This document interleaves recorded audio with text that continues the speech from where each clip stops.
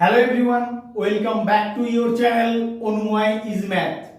আজকে আমি তোমাদের 5টা ইম্পর্টেন্ট ট্রিক শেখাবো, যেই ট্রিকগুলো তোমাদের পরীক্ষায় বহুবার এসছে, সেরকম প্রবলেম দেখেই আজকে তোমাদের জন্য নিয়ে এসেছি।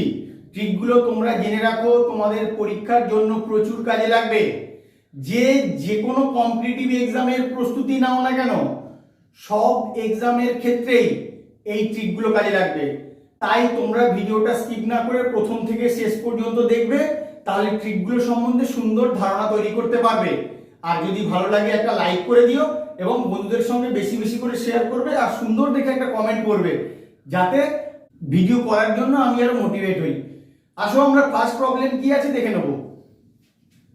দুইয়ের বিপরীতে কি আছে, এটা ডাইস থেকে প্রবলেমটা দিয়েছে। ডাইসের ক্ষেত্রে তুমি 3টে ফেস দেখতে পাও, বাকি 3টে ফেস দেখতে পাও না। সেক্ষেত্রে তুমি কি করে করবে? তোমরা অনেক চিন্তায় পড়ে যাও যে কি করে করব, যে হঠাৎ করে দুইয়ের বিপরীতে কি আছে আমি কি করে বের করব। আজকে আমি যেভাবে বলছি তোমরা শুধু ভালো করে লজিকটা খেয়াল রাখবে, তাহলে এরপর থেকে আর চিন্তা করতে হবে না। ডাইস থেকে যেরকমই প্রবলেম দিক না কেন, তোমরা খুব ইজি সলভ করতে পারবে। কি করছি দেখে নাও। সবার প্রথমে কি দিয়েছে প্রশ্নটা ভালো করে দেখবে। দুইয়ের বিপরীতে কি আছে, তাহলে দুইয়ের পাশাপাশি যে ডিজিট গুলো আছে সেটা নিশ্চয়ই দুইয়ের বিপরীতে কখনো যেতে পারে না। এটা আগে ভালো করে মাথায় ঢুকিয়ে নাও। দুইয়ের পাশাপাশি যে ডিজিট গুলো আছে সেটা কখনোই কিন্তু দুইয়ের বিপরীতে যেতে পারে না। তোমরা দরকার হলে একটা লুডোর ছক্কা নিয়ে দেখবে, দেখলে জিনিসটা আরো ক্লিয়ার হয়ে যাবে। যে কোনো একটা নাম্বারের পাশাপাশি যে নাম্বারগুলো আছে সেটা কখনোই কিন্তু তার বিপরীতে যেতে পারে না। এখানে দুইয়ের পাশাপাশি কি আছে? 3 আছে, 4 আছে। এখানে দুইয়ের পাশাপাশি কি আছে? 1 আছে, 3 আছে। এখানে 2 নেই, তাহলে এটা নিয়ে আমার ভাবার দরকার নেই। এখানে 2 আছে, দুইয়ের পাশাপাশি কি আছে? 4 আছে, 6 আছে। তাহলে দুইয়ের পাশাপাশি তোমরা এই ডাইসগুলোর মধ্যে কোন কোন নাম্বারগুলোকে দেখতে পাচ্ছ সেটা এখানে লিখে নাও। কি কি নাম্বার দেখতে পেলে? 1 আছে, 3 আছে, 4 আছে, 6 আছে। তার মানে এটা তোমার কাছে ক্লিয়ার, দুইয়ের বিপরীতে এই 4টে নাম্বারের কোনোটাই হতে পারে না। দুইয়ের বিপরীতে না হবে 1, না হবে 3, না হবে 4, না হবে 6। তাহলে 2 নিজে একটা নাম্বার। আমার একটা ডাইসে মোট 6টা নাম্বার থাকে, তাহলে কি কি বাদ চলে গেল দেখো। 1, 3, 4, 6 আর 2 তো বাদ চলেই গেল। তাহলে কি পড়ে থাকে? দুইয়ের বিপরীতে তোমার থাকবে 5। তোমরা এইভাবেই কিন্তু লজিক্যালি ব্যাপারটা ভাববে, খুব ইজি সলভ করতে পারবে। আশা করছি তোমরা সুন্দর করে বুঝতে পারলে। এরপর থেকে এরকম প্রবলেম করলে তোমরা কিন্তু দেখা মাত্রই সলভ করে দেবে। তার অ্যানসারটা কত হবে? 5। কত নম্বর অপশন? 3 নম্বর অপশন। 2 নম্বর প্রবলেমটাই তোমাকে এখানে মিসিং নাম্বারটা খুঁজে বের করতে হবে। তাহলে এরকম প্রবলেমের ক্ষেত্রে তোমাদের ফার্স্ট কাজ হবে তুমি কিভাবে চিন্তা ভাবনা করবে, মানে রো ওয়াইজ অ্যাপ্রোচ করবে না কলাম ওয়াইজ অ্যাপ্রোচ করবে সেটা খুঁজে বের করা। সেটা খুঁজে বের করার জন্য কোন রোয়ের বা কলামের এলিমেন্ট গুলো বড় আছে সেটা আমাকে দেখতে হবে। তুমি রোয়ের ক্ষেত্রে দেখলে দেখো কোন রোয়ের এলিমেন্ট গুলো বড় আছে, এই রোয়ের এলিমেন্ট গুলো কিন্তু সব বড় আছে, এটা তোমরা দেখতে পাচ্ছ। যখন এই রোয়ের এলিমেন্ট গুলো সব বড় আছে, তার মানে তোমাকে কলাম ওয়াইজ চিন্তা ভাবনা করতে হবে। কলাম ওয়াইজ কেমন ভাবে চিন্তা ভাবনা করবে?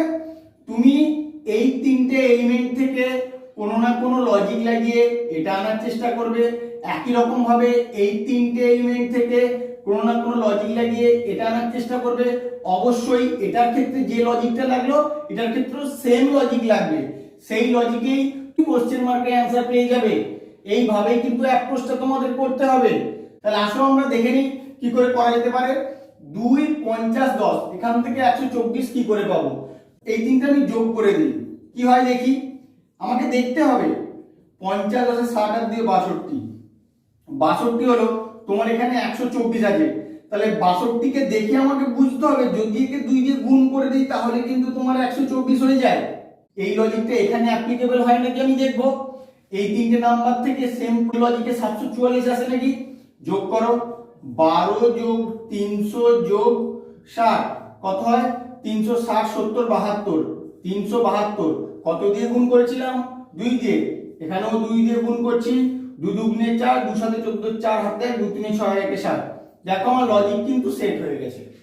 যা আমার লজিক সেট হয়ে গেল, এরপরে এই লজিকেই আমি একটা ইকুয়েশন ডেভেলপ করব, ইকুয়েশন থেকেই কিন্তু কোশ্চেন মার্কের অ্যান্সারটা তুমি পেয়ে যাবে। তাহলে এখানে x ধরে নিলাম, তাহলে কি করেছি, যোগ করে দিই x প্লাস 550 প্লাস 110 ইন্টু 2, কেননা যোগফলটাকে 2 দিয়ে গুণ করার পরে কিন্তু লাস্টের নাম্বারটা আমার এসেছিল, যোগফলটাকে 2 দিয়ে গুণ করলে আমি একদম লাস্টের নাম্বারটা পাবো 1364। এবার তুমি ক্যালকুলেশন করে x এর মানটা বের করলেই কিন্তু তোমার অ্যান্সার চলে আসবে। তাহলে দেখো কি হয়, x প্লাস তবে 660, দুইটা ওদিকে ভাগ হয়ে যাবে, 2 6 12, 2 8 16, 2 2 4, তাহলে x সমান 682 বিয়োগ 660 কত হবে 22। তাহলে কত নম্বর অপশন, 1 নম্বর অপশন তোমার এখানে হবে অ্যান্সার। তোমরা এইভাবে চিন্তা ভাবনা করে খুব ইজি সলভ করতে পারবে। 3 নম্বর প্রবলেমটা তোমার নাম্বার অ্যানালজি থেকে দেওয়া আছে। তাহলে এক্ষেত্রে এই প্রবলেমগুলো যখন থাকবে তুমি কি করবে, 83 থেকে 24 কিভাবে আসছে তার একটা লজিক বের করবে, সেম লজিকে 96 থেকে কোশ্চেন মার্ক বেরোবে। তাহলে 83 থেকে 24 কি করে আসতে পারে তোমার কিন্তু দেখে বুঝতে হবে কি করে আসতে পারে, কারণ 83 কে যোগ বিয়োগ গুণ ভাগ কিছু করে কিন্তু 24 আসে না। যখন ওইভাবে কিছু আসছে না তুমি দেখা মাত্রই বুঝতে পারবে এখানে যে দুটো ডিজিট আছে শুধু সেই দুটো ডিজিট গুণ করে দাও, ব্যাস দেখো তোমার 24 চলে আসছে। 8 কে 3 দিয়ে গুণ করলে 24 হয়। তাহলে সেম লজিকটা আমি এদিকেও লাগাবো, এখানে 9 আছে 6 আছে, 9 কে 6 দিয়ে গুণ করে দাও, 9 6 কত হয় 54। যদি এই অ্যানসারটা তোমার অপশনের মধ্যে থাকে তাহলে ওটাই তোমার অ্যানসার হবে। দেখো 54 তোমার অপশনে আছে নাকি, 54 আছে তোমার 3 নম্বরে, তাহলে 54 হবে তোমার এখানে অ্যানসার। এরপর থেকে এরকম প্রবলেম পড়লে তোমরা কিন্তু দেখা মাত্রই উত্তর করবে, খাতা পেনেরও প্রয়োজন হবে না, শুধু দেখবে আর করবে। তাহলে কি করে করলাম শুধু লজিকটা দেখে রাখো, সব সময় যে কোনো সংখ্যা দিয়ে যোগ বিয়োগ গুণ ভাগ করে হবে সেরকম নয়, যে দুটো নাম্বার দেওয়া আছে মানে সংখ্যাটার জন্য এককের আর দশকের ঘরের অঙ্কটা দিয়ে শুধু গুণ করে দিলেই আমার অ্যানসারটা চলে আসবে। 4 নম্বর প্রবলেমটা তোমাদের জন্য খুবই গুরুত্বপূর্ণ একটা প্রবলেম, এটা কিন্তু তোমাদের এসএসসি জিডি 2023 এ এসছে। কি বলেছে প্রবলেমটা দেখে নাও, 512 অনুপাত 64 এর মধ্যে যে সম্পর্ক নিচের বিকল্পগুলির মধ্যে কোনটির একই সম্পর্ক। তার মানে এই দুটো যে রিলেশনে রিলেটেড সেই রিলেশন এই অপশনগুলোর কোনটার মধ্যে আছে সেটা তোমাকে খুঁজে বের করতে হবে। তাহলে এই দুটো কিভাবে রিলেটেড আমি আগে লিখি, 512 অনুপাত 64।